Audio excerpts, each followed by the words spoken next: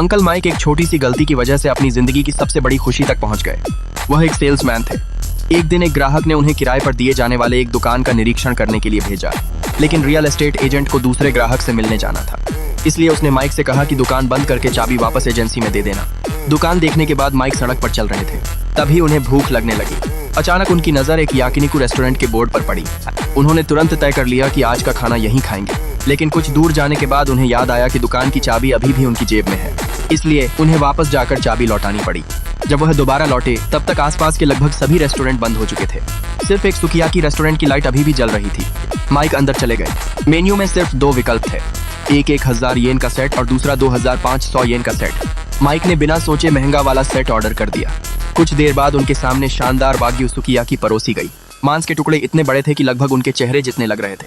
उन्होंने मांस को बर्तन में डाला और उसके साथ सब्जियां, टोफू और नूडल्स भी डाल दिए। फिर सुकियाकी सॉस डालकर सब कुछ धीरे धीरे पकने दिया। इसके बाद उन्होंने एक अंडा फेंटा और पके हुए मांस को उसमें डुबोकर एक निवाला लिया। पहला निवाला खाते ही उनका सारा शरीर जैसे ऊर्जा से भर गया। मांस बेहद नरम और रसदार था। पत्ता गोभी मीठी और कुरकुरी थी और नूडल्स ने शोरबे का पूरा स्वाद अपने अंदर समा लिया था। जब इसे चावल के साथ खाया गया तो स्वाद और भी शानदार हो गया। माइक ने मांस के 2 टुकड़े बचाकर अपने चावल पर रखे और ऊपर से अंडा डाल दिया। इस तरह उन्होंने अपना खास बीफ राइस बाउल तैयार कर लिया।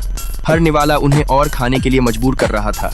उस दिन के बाद माइक ने शहर के छिपे हुए स्वादिष्ट रेस्टोरेंट ढूंढना शुरू कर दिया। एक दिन काम खत्म करने के बाद उन्हें एक रहस्यमयी रेस्टोरेंट दिखा जिसका नाम था ईट। वह खिड़की से अंदर झांकने लगे, लेकिन गलती से अंदर बैठे ग्राहकों को डरा दिया, इसलिए वह सीधे अंदर चले गए। उसी समय मालिक स्टेक बना रहा था। उसने तैयार स्टेक को टमाटर की सॉस में रखा और उसके ऊपर पिघला हुआ चीज डाल दिया। जब माइक ने ग्राहकों को चीज खींचते हुए खाते देखा तो वह बहुत उत्साहित हो गए। कुछ देर बाद उनका खाना भी आ गया। यह मोटे कट वाला बीफ टंग था जिसे जैतून के तेल, मक्खन और लहसुन के साथ पकाया गया था। उन्होंने एक टुकड़ा काटकर मुंह में रखा। लहसुन की खुशबू और मांस का बेहतरीन स्वाद मिलकर साधारण खाने को भी खास बना रहा था। फिर उन्होंने इसे चावल के साथ खाना शुरू किया। खाना खत्म होने के करीब उन्होंने एक और चीजी बीफ पैटी और आधा कटोरा चावल मंगा लिया। पिघले हुए चीज की खुशबू और नरम मसालेदार मांस का स्वाद इतना शानदार था कि वह खुद को रोक नहीं पा रहे थे। उन्होंने बीच में अंडा तोड़ा और चीजी मांस को अंडे की जर्दी के साथ मिलाकर चावल के साथ खाना शुरू कर दिया। आखिरी निवाला खाने के बाद उन्होंने संतुष्टि के साथ अपना यह शानदार भोजन खत्म किया। आगे क्या हुआ जानने के लिए कमेंट में यस लिखें।